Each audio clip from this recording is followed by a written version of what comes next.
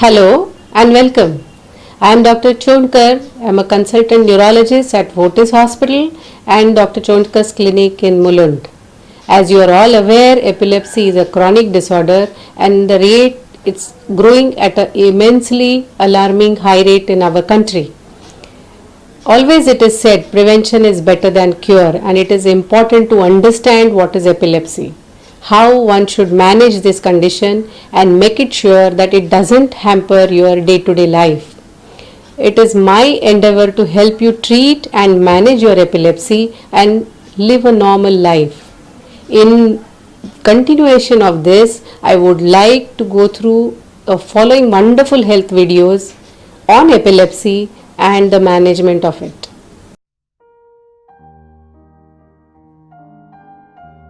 Recollect the experience of seeing a person suddenly having a severe attack, falling to the floor unconscious, with his hand or legs continuously twitching or moving uncontrollably, drooling or froth from the mouth, or even losing bladder control. Within minutes, the attack is over, and the person regains consciousness but is exhausted and dazed. This is the image most people have when they hear the word epilepsy. This strange behavior caused by some disturbance in the brain has contributed through the ages to many superstitions and prejudices.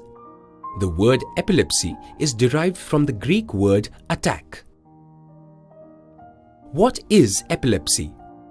Epilepsy is a brain disorder in which nerve cells or neurons in the brain sometimes signal abnormally. Many believe that having a seizure equates to having epilepsy. Although the two terms are often used simultaneously, a seizure is a single sudden electrical discharge in the brain causing alterations in behavior, sensation, or consciousness. Whereas epilepsy is defined as two or more unprovoked seizures. Seizures are fundamental elements of epilepsy, but not all seizures are manifestations of epilepsy. In India, around 5 in 1,000 population suffer from epilepsy. Epilepsy is more common during early childhood and after the age of 60. Causes of epilepsy.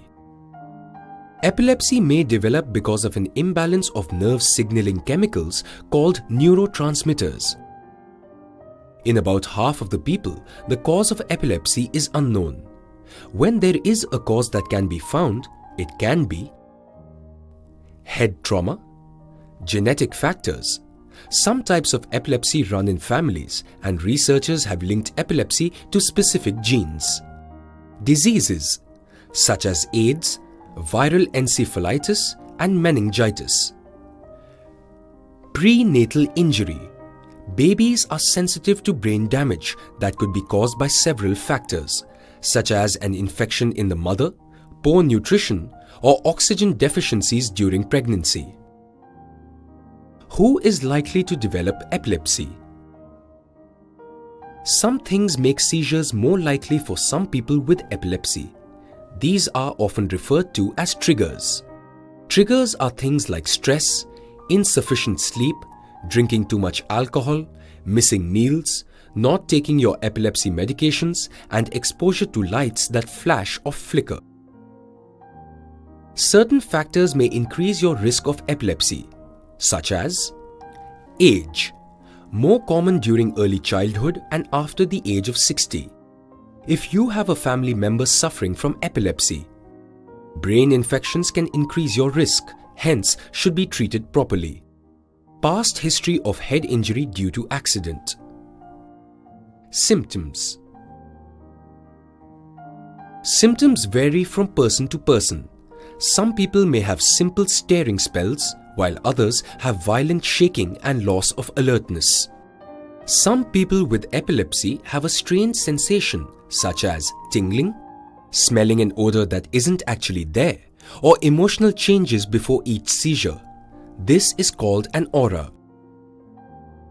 Commonly, epilepsy presents as intermittent fainting episodes and frequently followed by extreme tiredness, unresponsive to instructions or questions for a short while, sudden bouts of blinking without apparent stimuli, Repetitive movements that seem inappropriate. In adults, arms, legs or body jerks, whereas in babies, these will appear as cluster of rapid jerking movements. Drooling or frothing at the mouth, loss of bowel or bladder control, grunting and snorting, teeth clenching, temporary halt in breathing. The person may have warning symptoms before the attack, which may include fear or anxiety, nausea, visual symptoms such as flashing bright lights, spots, or wavy lines before the eyes. What are the different types of epilepsy? Doctors generally classify seizures as either focal or generalized based on how the abnormal brain activity begins. Seizures that appear to begin everywhere in the brain at once are classified as generalized seizures, while those beginning in one location of the brain are classified as partial seizures. In generalized seizures, abnormal activity occurs in both halves of your brain. You lose consciousness during this type of seizure, although sometimes it can be so brief that no one notices. The muscles in your body may stiffen and/or jerk. In partial seizures, abnormal activity occurs in any one part of the brain. However, consciousness is not impaired. The patient may experience unusual feelings or sensation along with the inability to speak. How is epilepsy diagnosed? The doctor will ask questions about the seizures and any past illnesses or other symptoms a person may have had. Since people who have suffered a seizure often do not remember what happened, caregivers' accounts of the seizures are vital to this evaluation. The doctor may advise various tests to determine whether a person has epilepsy and, if so, what kind of seizures the person has. These tests include electroencephalography or EEG monitoring, brain scans, blood tests. An EEG records brain waves detected by electrodes placed on the scalp and can detect abnormalities in the brain's electrical activity. Brain scans like CT and MRI scans reveal the structure of the brain, which can be useful for identifying brain tumors, cysts, and other structural abnormalities. Blood samples are often screened for metabolic or genetic disorders that may be associated with the seizures. How can epilepsy be treated? Accurate diagnosis of the type of epilepsy a person has is crucial for finding an effective treatment. Medicines can help to manage the epileptic attacks by stopping or reducing the number and frequency of attacks. Your doctor will consider your condition, frequency of seizures, your age, and other factors when choosing which medication to prescribe. What to do during epilepsy attack? It is important that people who work and live with you know the correct way to handle a seizure in case they are with you when you have one. The main goal is to protect the person from injury. Whenever there is an attack of epilepsy, try to prevent a fall. Lay the person on the ground in a safe area. Clear the area of furniture or other sharp objects. Cushion the person's head. Loosen tight clothing, especially around the person's neck, and turn the person on his or her side. If vomiting occurs, this helps make sure that the vomit is not inhaled into the lungs. Stay with the person until he or she recovers, or until you have professional medical help. Meanwhile, monitor the person's vital signs, that is, pulse and rate of breathing. Don't try to put your fingers in the person's mouth. Do not force anything between the teeth. Attempting to put an object, such as a spoon, in the mouth to protect the tongue should not be tried. Such efforts can do more harm than good. The teeth may be damaged or the patient may bite the helper unintentionally. Don't try to restrain someone having a seizure. In any condition, do not make patients smell substances like onions, shoes, etc. Do not move the person while the seizure is in progress, unless he or she is in immediate danger. Do not try to give anything by mouth until the convulsions have stopped and the person is fully awake and alert. Complications.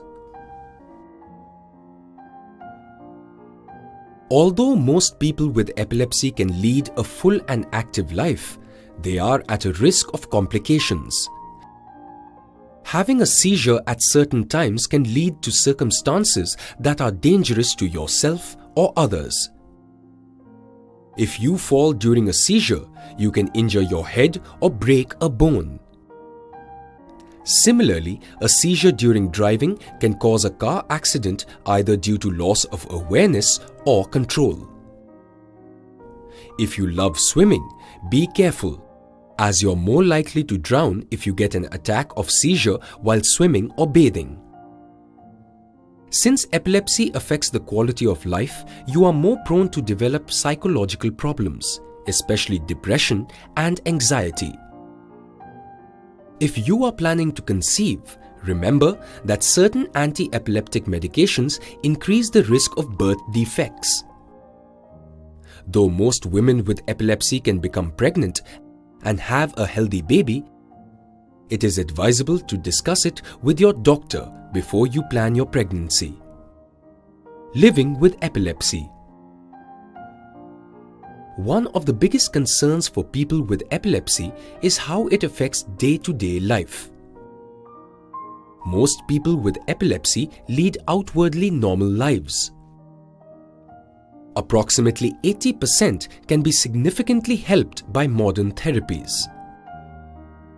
Tell the people close to you, like your friends, relatives, teachers, about your epilepsy, and teach them what to do in case you have a seizure when they're with you. Here are some tips for living with epilepsy. Make sure you get at least 8 hours of sleep every day. Lack of sleep is known to trigger epilepsy. Take your anti-epileptic medicines at a regular time every day as specified by your doctor. Eat proper, balanced meals and drink at least 6 to 8 glasses of water per day to maintain hydration. If you go swimming, take someone with you who knows what to do if you have a seizure in the water. Do not work on the computer for too long at a stretch. Take adequate breaks. Too much television viewing is dangerous too. Certain patterns and colors are known to trigger epilepsy. Don't take or stop any medicines without your doctor's advice. Try avoiding driving alone as far as possible. You can live a normal life with epilepsy and do what everyone else does, provided you take all possible precautions to keep yourself as safe as possible. Hello again. I hope you have liked the videos and you can take away some important learning and messages on managing epilepsy. Should you have any queries, feel free to get in touch with me at my clinic and we would be very happy to help you. Thank you.